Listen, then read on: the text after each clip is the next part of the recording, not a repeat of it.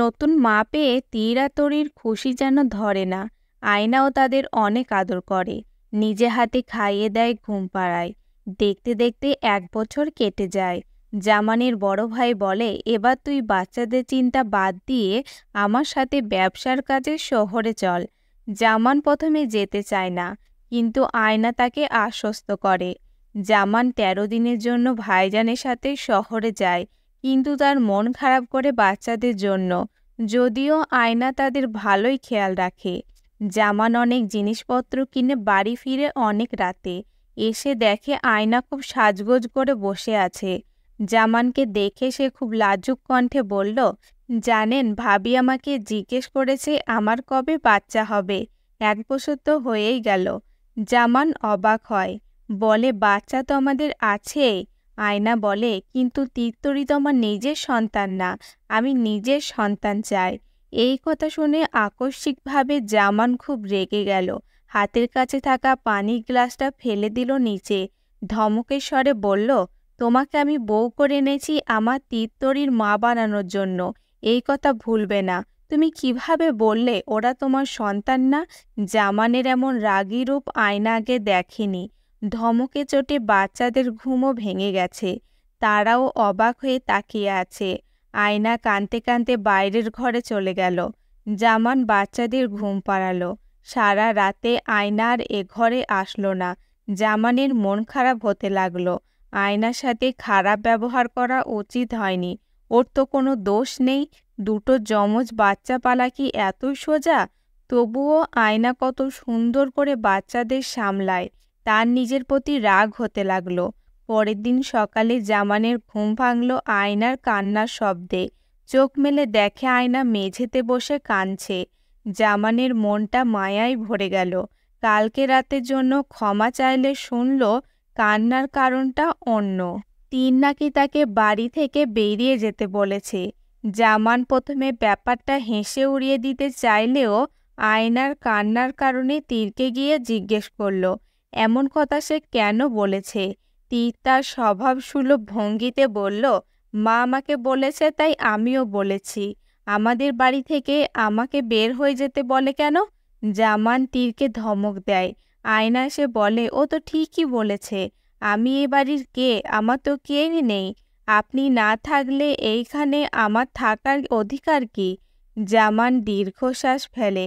আয়নার কথার ইঙ্গিত জামান বুঝতে পারে। পরদিন বড় ভাবি জামানকে বাচ্চার কথা বলে, বুঝায় প্রত্যেকটা মেয়েরই স্বপ্ন থাকে সন্তান জন্মদানের। অবশেষে জামানও আয়নার দিক থেকে ভাবে। আয়না গর্ভবতী হয়। সঙ্গত কারণেই জামান এখন আয়নার একটু বেশি খেয়াল রাখে। তিত্তরি এত কিছু বোঝে না। তাদের মনে হয় তাদের বাবা তাদের আর আগের মতো ভালোবাসে না। ছোটবেলা থেকেই তারা বাবার একচেটিয়া ভালোবাসা পেয়ে এসেছে। এখন সেটার ভাগ আর কাউকে দিতে মন চায় না ওদের। জামান সারাদিন কাজে ব্যস্ত থাকে। বাড়িতে ফিরলে আয়নাকে সময় দেয়। তীর এখন ছোট ছোট কারণেও চেঁচামেচি করে। আয়না তাকে বকে, জামানও বকে, কিন্তু তাও ছেলেটা কেমন যেন হয়ে গেছে। আয়না জামানকে বলে, আপনার অতি আদরে ওরা বাঁদর হয়েছে। জামানের মনে হয় বাচ্চাদের আরও বেশি সময় দেওয়া দরকার, কিন্তু সে পেরে ওঠে না। দেখতে দেখতে আয়নার কোল আলো করে জন্ম নেয় একটা পুত্র শিশু। নাম রাখা হয় টগর।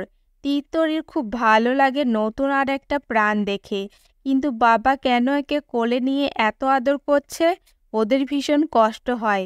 তরি বলে, বুঝলি তীর, এর জন্যই বাবা আর আমাদের ভালোবাসে না। তীরের চোখ টলমল করে ওঠে।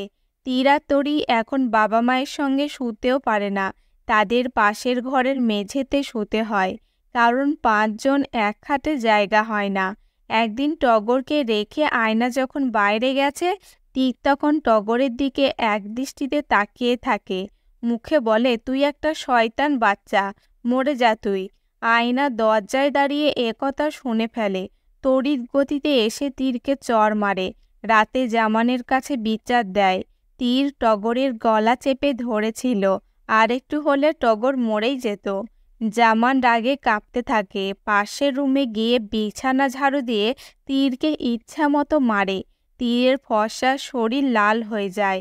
তীর চেঁচিয়ে বলে, তোমরা কেউই আমাদের ভালোবাসো না, আর ইনি আমাদের মা নন, তাই এভাবে মিথ্যা কথা বলতে পারে। আয়না দ্বিগুণ চেঁচিয়ে বলে, তোদের মা অনেক ভালো, এর জন্যই তো আর এক লোকের সাথে পালিয়ে গেছে। রাত বাড়লে জামানের মায়া লাগে। আসলেই তো তীর আর তরীকে সময়ই দেওয়া হয় না। সে পাশের ঘরে যাওয়ার সিদ্ধান্ত নেয়, কিন্তু দরজার কাছে গিয়ে শোনে তীর তরীকে বলছে, এই টগরকে আমি মেরেই ফেলবো তরী, মেরেই ফেলবো। জামান রাগে ও ঘরে প্রবেশ করে না। সে ভাবে তীর এত খারাপ কিভাবে হলো, এইটুকু ছেলে। আয়না সবসময় বলে তীর নাকি সাহানার মতো খারাপ হয়েছে। টগর বড় হচ্ছে। আয়না জামানকে বলে, তীর তরীকে ইংলিশ ভাষণ থেকে বাড়ির কাছের গ্রামে স্কুলে যেন নিয়ে আসে। তার মতে এত টাকা খামোখা বেতন দেওয়ার মানে হয় না। তীর আর আয়নাকে মা ডাকে না। একদিন আয়না জোর করে তরীর চুল কেটে দিতে চায়, কারণ এত ছোট মেয়ে খামোখা বড় বড় চুল রেখে তেল শ্যাম্পুর খরচ বাড়ায়। তরী কান্না করে। তীর আর সহ্য করতে পারে না। আয়নার হাত থেকে টানাটানি করে ক্যাঁচি নিতে চায়। হঠাৎ আয়নার হাতে লেগে রক্ত বের হয়। আয়না সেটা বাঁধে না। জামান ফিরলে কাঁদতে কাঁদতে জামানকে দেখায়। আজ জামান ভেবে এসেছিল তীর্তরীকে নিয়ে মেলায় যাবে, কিন্তু এ ঘটনায় সে সিদ্ধান্ত বদলায়। দুজনকে ডেকে বকা দেয়। রাতে মেঝেতে শুয়ে দুই ভাই বোন একে অপরের দিকে তাকিয়ে থাকে। পাশের রুম থেকে কত কথার আওয়াজ আসছে। আয়না বলে টগর সারাদিন কি কি করেছে, আর সেসব শুনে জামান হো হো করে হাসছে। তরীর চোখে পানি আসে। তীর বলে, আমি আছি তো তরী,